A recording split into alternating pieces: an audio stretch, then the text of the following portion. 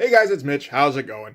We're continuing the story of CEREBUS as Dave Sims starts a new story arc in what I feel is maybe his last big push to try and develop his art style before he gets into his first big, long, arcing story. We're taking a look today at CEREBUS number 23. So just before we get into it, if you enjoy the channel, if you feel like you might want to help out a little bit, go subscribe to my Patreon. Links are in the description, gives you early access to everything I do, helps out the channel, helps to buy new comics. So I debated how to do this because this is the beginning of a 3-issue storyline. But really, the story kind of restarts again in issue number 24, and that's more of a 2-part story. This is kind of a standalone lead-up that has its own little story, really. So if we were going to do all 3 issues, it probably would have been like an hour-long video, and, I would have been glossing over all sorts of stuff. Nobody really needs that. And there's a few things to talk about in this issue by itself, so why don't we just focus on a single issue for once? So this is largely based on a probably a little-known Clint Eastwood movie called The Beguiled, which is a weird little kind of a Southern Gothic drama about a girls' school in the South that finds a wounded Union soldier in the Civil War and takes him in and nurses him back to health, and everything kind of falls apart. It starts to feel a little bit like a harem thing because there's a few girls and their headmistress out in the middle of nowhere. They generally don't see men at all. And they're all kind of vying for his attention. And then towards the end, it all just goes south. Feels like a weird thing for Clint Eastwood to do. I mean, particularly since at this time he would have largely been considered, a Western actor. And I mean, there's Western elements, of course. Anytime you get back to the Civil War, you're going to have that. But it's not High Plains Drifter or any shit like that. I haven't seen the movie, but the impression I get is that a lot of it is Clint Eastwood lying in bed while a bunch of teenage girls kind of flutter around him. And he's at first just trying to survive, and then after that it's like, well, maybe we can do a little bit more than just survive. Sounds like a weird little movie, I like I said, never saw it, never really felt an inclination to, but Dave Sim apparently saw it and was very interested at least in the atmosphere of the movie. And maybe a little bit interested in the idea of a grizzled soldier laid up in bed while a bunch of teenage girls flutter around him. If you're familiar with Dave Sim, you may be aware that teenage girls were a little bit of an interest of his. At least until, he got older and realized, man, that's really not a good thing for an older guy. So having said that, and having maybe, cast an unpleasant pall over this a little bit, let's try to ignore that and just look at the comic. We can start with the cover. That's quite good, really. The covers have been getting kind of interesting. Because at first, they started out very rudimentary, with Dave just kind of doing as best he could. Usually he'd use maybe like 3 or 4 colors max, messing around with the color a little bit. It's not anything he would ever get to be particularly masterful at. Like, he wouldn't focus on it as much as he would on his writing or on things like expression or light and shadow or lettering. But I mean, this is pretty plainly a black and white line drawing that he painted in.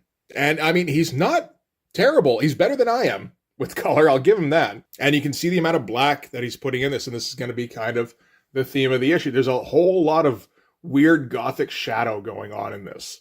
Like I said, I think he's trying to capture the atmosphere of that movie. I think that's really kind of the thing that grabbed him. And, I like the shadow he's getting behind CEREBUS with, everything's coming from the lamp down here.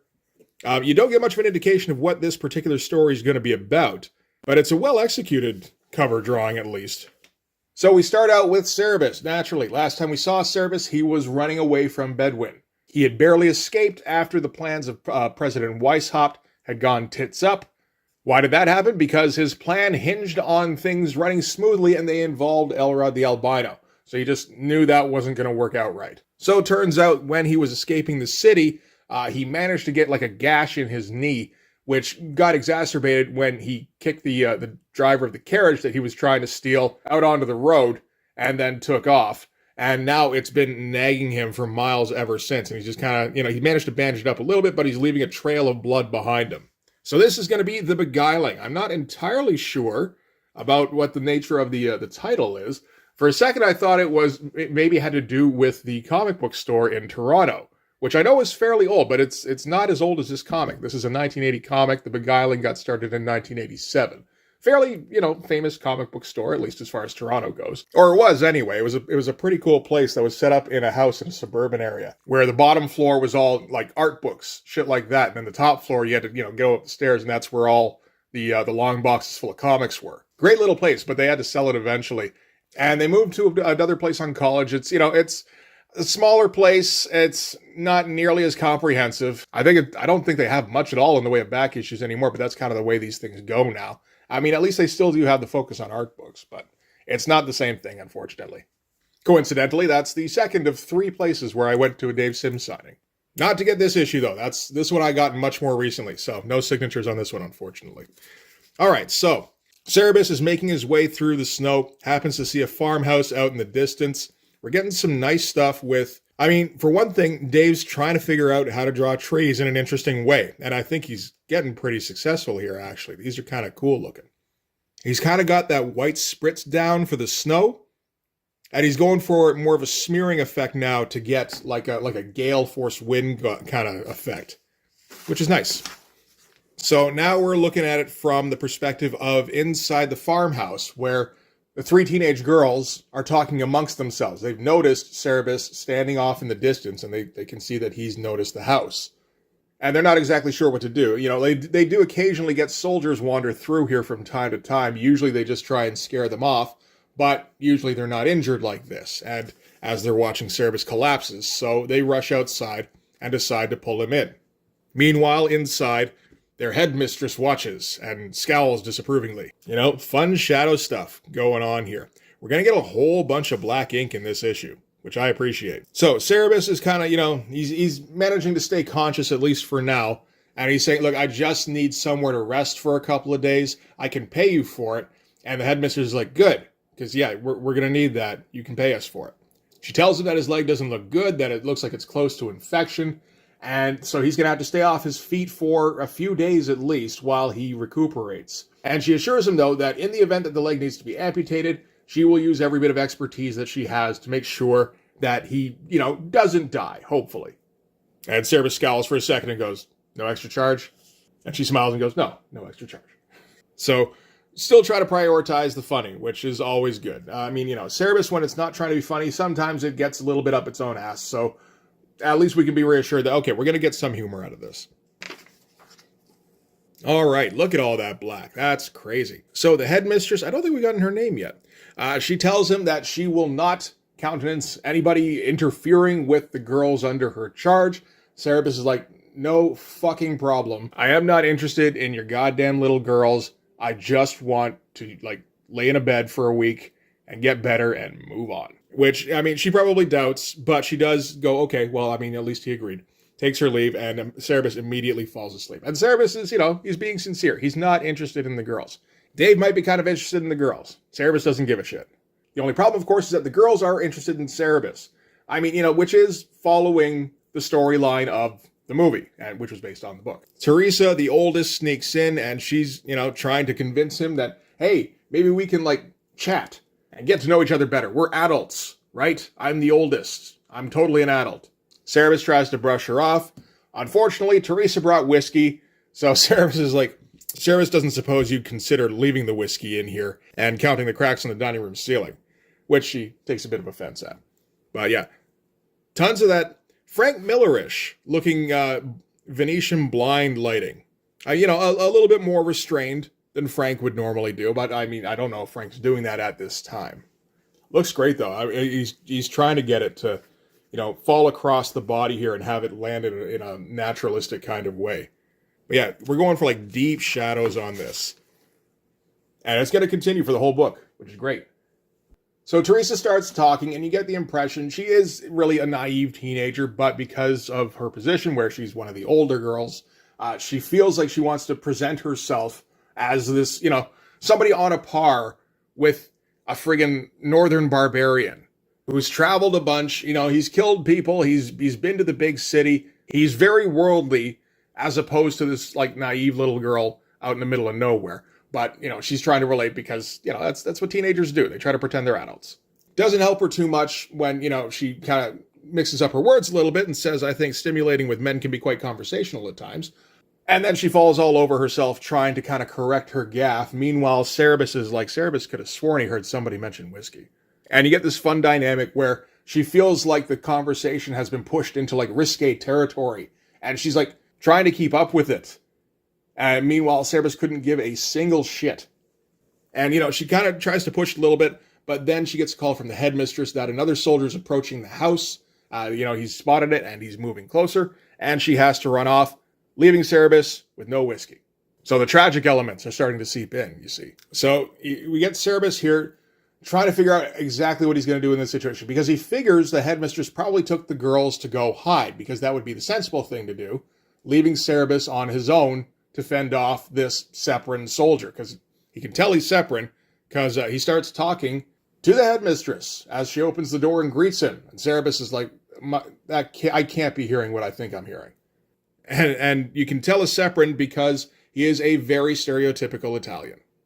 The headmistress, we learn her name here is Madame Dufour, tries to get him to leave. He's like, no. Me and my boys, we're gonna stay here for a while. We're gonna use this as our base to ride out this storm. She's like, no, I've got little, like teenage girls here. I can't have a bunch of soldiers running around this place. But the Separan isn't going to take no for an answer. So CEREBUS is thinking that he's going to have to resolve this himself, grabs his water jug and hoists himself up out of bed. Not doing a very good job of staying conscious, manages to crawl to the edge of the landing while the Separan is trying to tell Madame Dufour, look, my soldiers are coming here. You say yes, that's a good. You say no, well, that's a not so good. It's 1980, you can get away with doing a stereotypical Italian accent, particularly in an independent comic.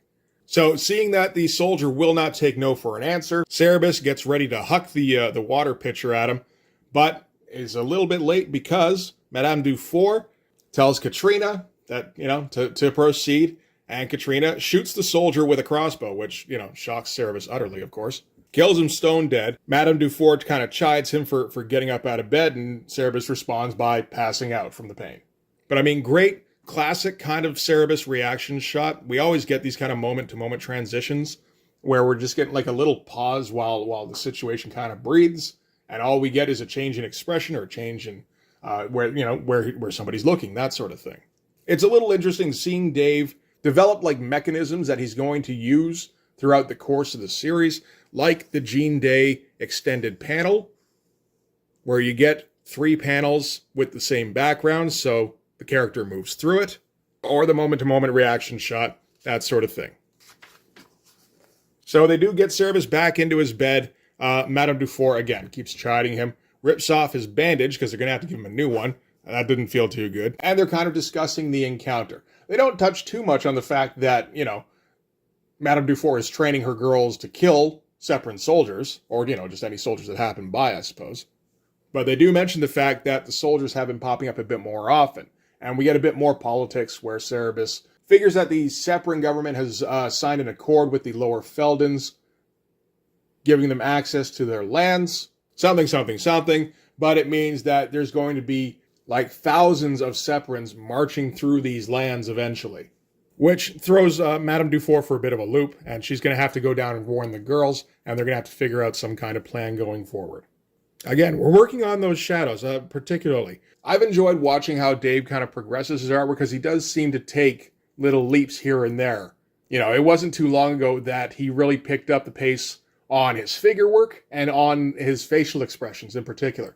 And in this one, it feels like he's really trying to learn a bit more about shadows. He doesn't always get it 100% right, but he is trying to do some interesting stuff that is outside of the bounds of what he usually does, which I'm all for.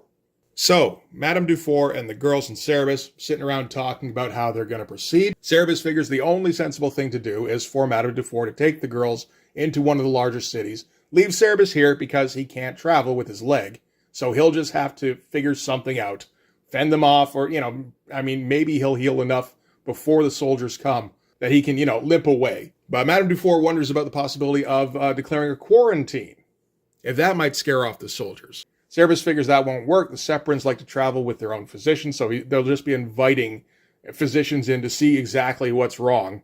But then Katrina gets an idea, and after a little bit of discussion, CEREBUS at first completely negates the idea, but is kind of slowly brought around because he doesn't have an alternative. And then we're going to cut to an awesome shot. This is our first real look at a Separan soldier making his way through the blizzard.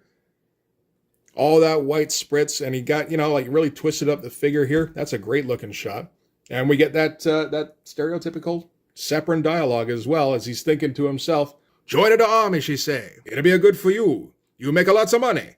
You'll be able to buy your own farm in 3 years, eh? I'm not want to be cold, I say. What's the matter for you, she say. Loafelda, she's as warm as a toast. 3 years will be up before you know it. And when I'ma get her home, in 3 years, I'ma kill her.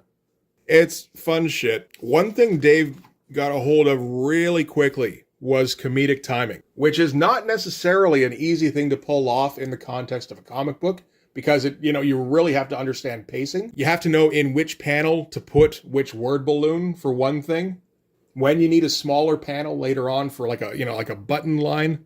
Anyway, the Separate arrives at the front door and he goes, "Hello, I'ma welcome me to your country. I'ma need a place to stay." And Madame Dufour tries to turn him away, tells him that there's a plague going around, the place has been quarantined, and he kind of just stops her from closing the door and goes, "Oh man, plague, I don't like the sound of that.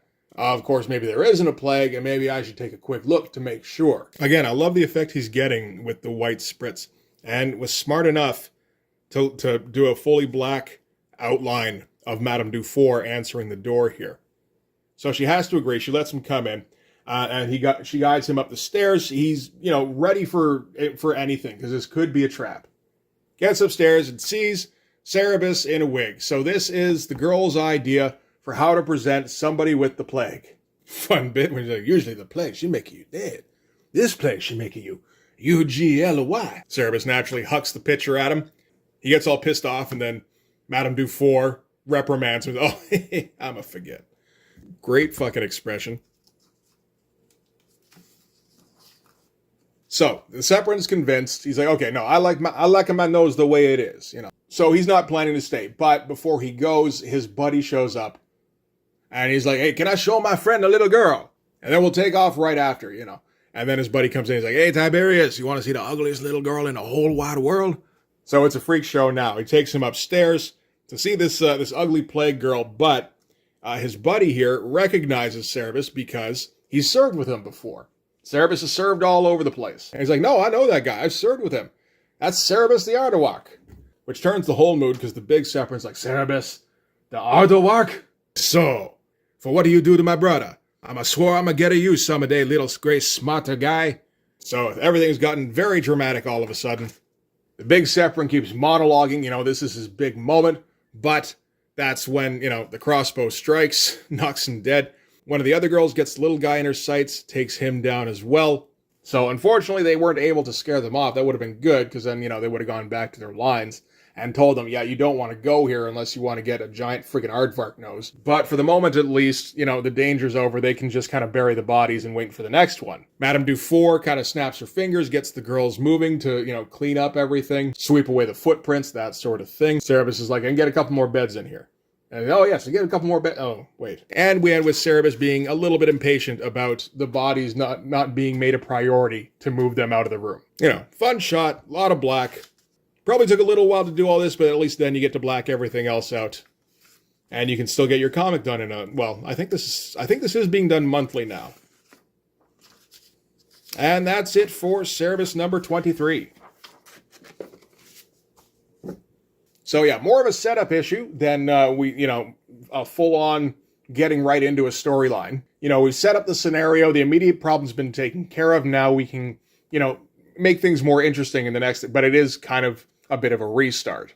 Which isn't the first time that's happened. That also happened the first time the cockroach showed up. Where, Dave thinks it's going to be a short story, then, maybe I've got a little bit more to do with this. But interesting just like how much black he's trying to get into this, how much he's obviously starting to work on the shadow.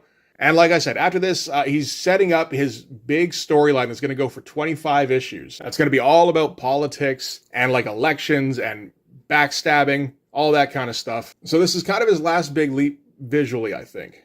So next time we'll take a look at issue 24 and 25, where we delve into the hidden secrets of Madame Dufour's School for Wayward Girls, or whatever the fuck it's called. I just realized that didn't sound great. They're not that kind of secrets, I swear. Maybe I should just get out of here. So that's going to do it for this one. Thanks very much for watching. If you like this video, please hit like, hit subscribe, hit the notifications so you know when the next one's coming out. Go over and subscribe on my Patreon. It gives you early access to everything I do, from the Blood Force stuff to the YouTube videos before they get uploaded to YouTube, as well as some Patreon exclusive content. You can also follow me on Instagram and DM me there for commissions. And you can join the Blood Force Discord server. But yeah, that's going to do it. Thanks again for watching, guys. I'll see you in the next one. Bye-bye.